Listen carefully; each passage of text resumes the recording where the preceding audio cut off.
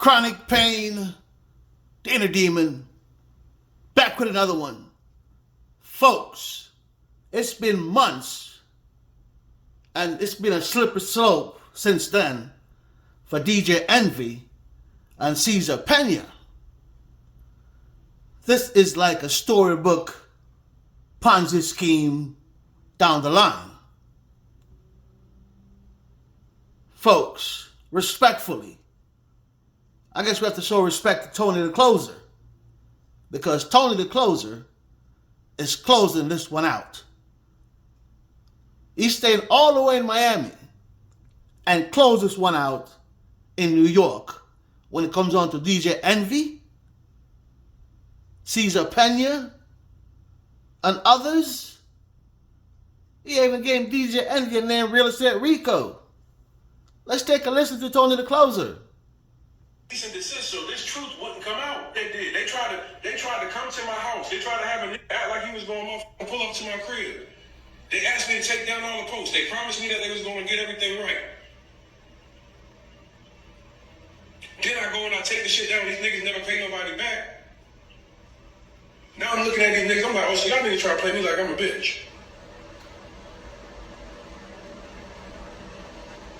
But I'm saying though, like, the nigga was getting promoted on Drink Champs. Yo, let's talk about it, Nori. Nigga, I heard some of your niggas said that, yo, Nori put me on. Drink Champs, we gotta talk about it.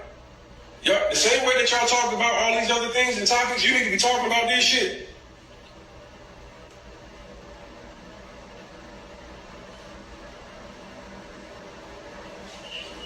You gotta understand, niggas ain't really about the community, only about their pockets. There's no way that you can tell me that DJ Envy attempted to sue me because I was reporting a real life fraud, and now the feds done pick these niggas up. So now what you think I'm gonna do when I answer the motherfucking lawsuit? He's gonna counter sue. Plain and simple. iHeartRadio got raided. Cesar used the money that he owed investors to buy himself out. No, straight up. Yeah, if you're a producer, you know something about documentaries, editing, any of that shit, hit me up. If you about any of that. What's up? When you live with... Congratulations. Big victory today, my dude. Hey, y'all, everybody give Lou a shout out. Lou connected me with Sarah Wallace, the news reporter, and that's how we got this thing really jumping. So shout out to Lou. Thank you guys. Thank you, my dude. I really appreciate it. Shout out to you, Lou. It's crazy, bro. Shout out to Tony the Closer. Pop off on some other crazy stuff, man. Shout out to Funk Monster Flex. Shout out to Star Terrain. All these guys who brought these things to light and keep it firm. Pause. And making sure it's been picked up by the feds. Because I went to the real estate seminar that they have in Orlando, Florida. Real talk, folks. And the ladies, they were all dressed in, I'm talking about Envy's wife and Cesar's wife, Balenciagos and stuff like that. Envy and Cesar, they came in nothing but Rolex and bling blings just to entice the crowd. These folks came down to Orlando from New Jersey in a private jet. If you think I'm kidding, folks, look it up. I was there. They came to Orlando in a private jet. And they were selling a whole lot of memorabilia, like souvenirs, books, and stuff like that. My dumbass bought Cesar Pina's book. I have it. Yeah, I bought his book. So they were hustling and bustling every which way they could at these seminars. And they're doing it to their own kind, with no conscience in hand. I'm talking about hard-working, tax-paying American people getting scammed by people who we thought we could put our trust in. It's a shame. Listen to Myra and the feds. Well, whatever. Who gives a shit. And they do the search warrant and they find more evidence. Well, they're going to go to Envy and they're going to potentially charge him anyway. Right? So it really depends on what they're able to find. But the fact that they executed a federal search warrant at his place of business tells me that that's a problem. And for them to even get the probable cause to get the search warrant tells me that there's either maybe Cesar cooperated, maybe somebody else provided information, but they definitely have probable cause, which tells me that they have evidence to some degree. So another part of this, and by the way, there's just so much things to talk about. But chat, if you guys don't realize, anytime it comes to like some angle which I was thinking about, so the radio airwaves, federally regulated, by the FCC. Does that play a part in? You got to imagine that the solicitation of these people, whether knowingly by Envy or him allowing it happened over federally regulated airwaves. Does that play into maybe some type of either charge, or maybe that's just a handle on a fine basis for the station? Could some come out of that? Yeah. So this is how the feds get. That's a really good question. So it's a radio show that is heard, internationally, and just by them being on a radio show that's heard all over the place, that already does something called affecting interstate commerce. And anytime you affect interstate commerce, it gives the feds jurisdiction. I'll give you an example. When a felon gets arrested with a gun, there's a federal charge for that. It's called 18 U.S.C. 922, right? Mm-hmm. And the way they're able to charge that is that the feds, this is how creative they can get with this interstate commerce shit.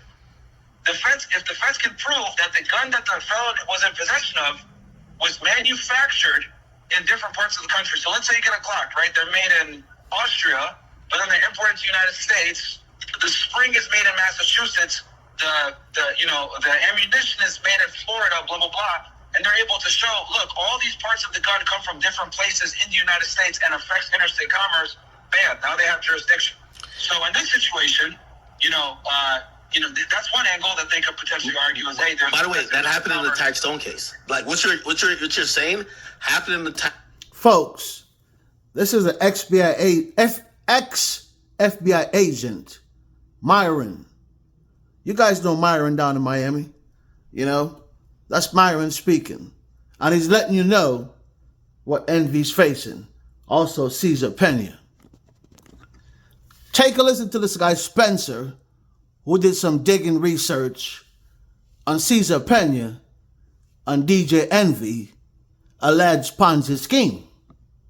I even interviewed a real estate attorney based in New Jersey to help assist in understanding what's next in this case. Did he know that this was a scheme, and did he use his public influence to perpetuate that scheme? That's going to be the question. In civil lawsuits, everything gets exposed to the public. Through those lawsuits, there's going to be something called discovery. And discovery is when depositions are conducted, notice to produce documents are sent out, requests for admissions, interrogatories. That's when both sides are trying to compile as much information as possible on exactly what happened. And through the discovery process, people learn things. I have a theory. I think the reason why Envy hasn't publicly blasted Cesar yet is because he needs Cesar to stay quiet about his involvement. One of the victims just sent me this image. Cesar put all of his Ohio houses in his daughter's name a couple weeks ago on August 9th. Cesar... Guilty! Did you hear that? They are transferring properties, liquidating money after they commingle it, hiding stuff. Mary J. Blige, you just might get your house back.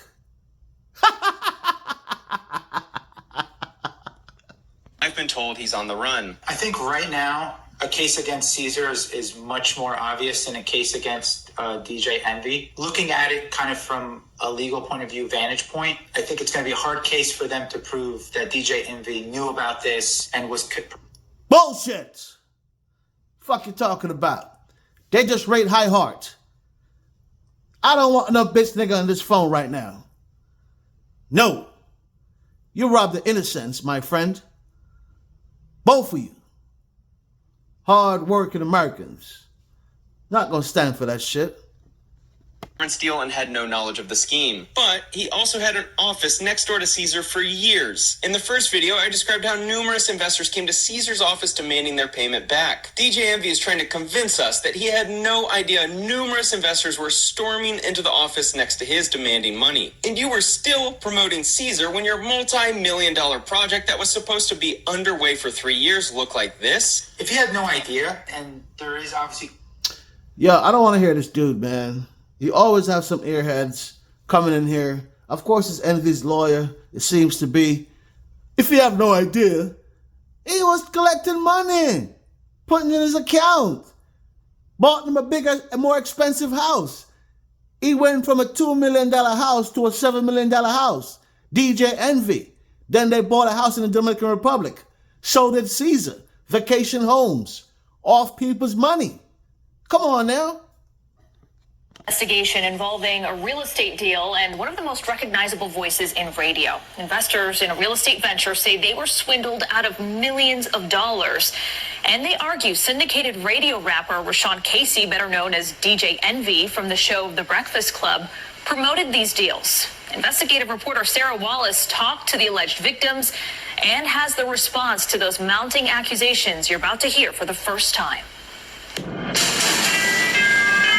We've helped so many people, not just regular people, but celebrities, athletes, executives. That's DJ Envy on his syndicated iHeart radio show, The Breakfast Club. He's often promoted the real estate venture of his pal, Cesar Pina. You might know him on Instagram as Flippin' NJ. But it's more than just a passing endorsement. You could partner with us on some deals, make some money with us. Envy and Cesar have teamed up for seminars, including one at the Jacob Javits Convention Center, pitching opportunities to flip properties, often in distressed areas of New Jersey. We invested $200,000 and looks like we're never going to get it back. Jose Santiago and his wife Jessica Ortiz say they believed investing in this neighborhood of Patterson would be their ticket to the American dream. That's the reason why I got into real estate, so we can actually start flipping properties, buying properties, so we can have something for our kids in the future. The couple says they connected with entrepreneur Cesar after seeing him on social media with DJ Envy. He's advertising this all over the radio and on television. I've seen shows of him all over the place, so I thought this was legit. The pitch to invest in rundown properties that would be renovated and flipped for more money. The promise to return up to 30%. In some cases, Cesar didn't even own the properties. This couple took out $200,000 in equity from their Florida home, promised that 30% return within 4 months. Then they say nothing. I'm paying the interest right now every month, and I have nothing. At this point, we just want our money back. Nigel Chamblin says he was conned by Cesar into investing $235,000 in that same Patterson property, along with two others, $300,000 each for homes in Hawthorne and in Maplewood. $835,000 in total on all three houses. There were other people investing in the exact same properties. It was a scam. It was a lie. Augie Rios owns a custom auto wrap shop in Lodi, who says he worked on Envy's cars for years and believed his pitch. He did get back a return on an initial investment with Cesar, but maintains a second investment on this Patterson property went south. If it wasn't for DJ Envy, I would have never invested into Cesar. I lost a total of $64,000. After receiving 2 bounced checks, Rio says he got a visit from Cesar carrying this box of jewelry. He said, take this jewelry until I can pay you back. A box of jewelry. This was worth 15, 20 grand. Then there's record producer Anthony Martini, who invested in what he thought was a promising apartment project in Patterson. I lost $1 million. And you went in because of DJ Envy. Yeah, I did. I mean, you know, I'd known Envy for years. Martini's attorney has filed a lawsuit. Some sort of Ponzi-like scheme where he's taking money from one investor to pay off other investors. You're looking at over $40 million invested with the Pinas in their companies. Breaking news here on Tony the Closer's Live. The complaint floodgates opened up when alleged victims started appearing on the social media platform of influencer Tony the Closer, a self-proclaimed real estate scam watchdog. I decided to make it where everybody would know the disgusting behavior that they're practicing. Dozens of lawsuits have now been filed against Cesar and his wife. Several also name Envy, who has sued Tony the Closer for defamation after also going on with him live. And there's nobody in here that could ever say Envy, they gave Envy $1. Envy, whose real name is Rashawn Casey, declined to talk to the I-Team, referring us to a powerful Manhattan real estate attorney. He says the radio personality lost $500,000 to the Pinas in an investment deal to transform this vacant school building in Patterson into rental units. He is... Smoke, smoke, smoke, smoke, smoke, smoke. That's what the $500,000 deal is, a smoke screen. Smoke, smoke, smoke, smokes. Yo, Envy, I was in Orlando when you and Cesar Pina and your wives flew down to Orlando. You have on about $1 million worth of jewelry. Cesar about 200,000, maybe more. And plus the wives, everybody dressed down in Balenciaga, showing off to these poor people how you're ripping them off. How you're telling them you flew in private jet to Orlando, bragging braggadociously while you're ripping them off. Come on now. Hey, man, it is what it is. State Rico. Funkmaster Flex in the house. Did you know that Cesar was a crook? Or were you too dumb to know that he was a crook, is the question. Either way, you don't win. But according to a lot of label people, because let me tell you something, New York, if in case you're wondering what I'm talking about, there's two people involved there, actually three. There's Real Estate Rico, shout to Tony the Closer, and there's Lesser Charge Leonard, the pedophile.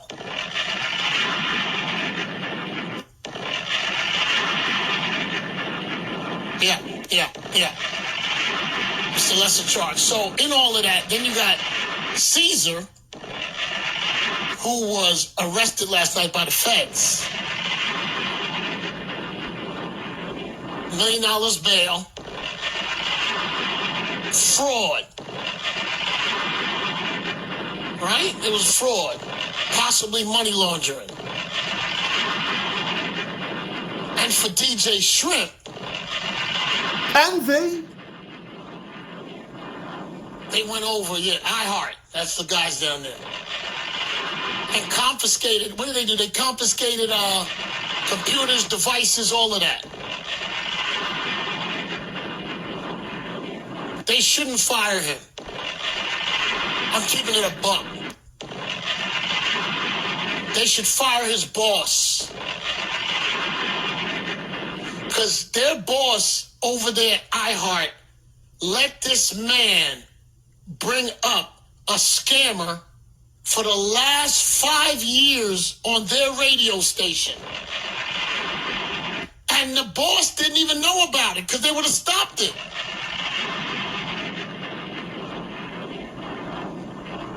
For 5 years, this man has brought up a convicted credit card scammer. Put it on their YouTube page, on their social, on their radio waves. DJ Shrimp shouldn't get fired. Their boss should get fired. 5 years, their boss has been asleep at the wheel. Yeah. I don't know who their boss is, by the way. I don't know. I am not sure. Come on. Shout out to Mr. Touchy Feely. Come on. Hey, I got 10,000 cash right now for anybody that's listening. And more importantly, we not doing fraud. Flex not doing fraud. He ain't selling no bad houses. He ain't selling no fake houses.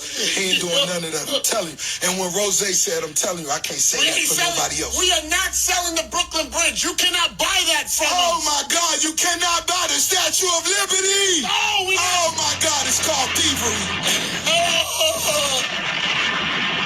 Somebody's going to jail. Oh my God, the real estate Rico. Did you hear that, folks? Somebody, some peoples are going to jail for what they did to their own kind. Let's just say that. Chronic pain, the inner demon. Like, share, subscribe to the machine. And don't forget the thumbs up. I appreciate you in advance. One love. Peace, everybody.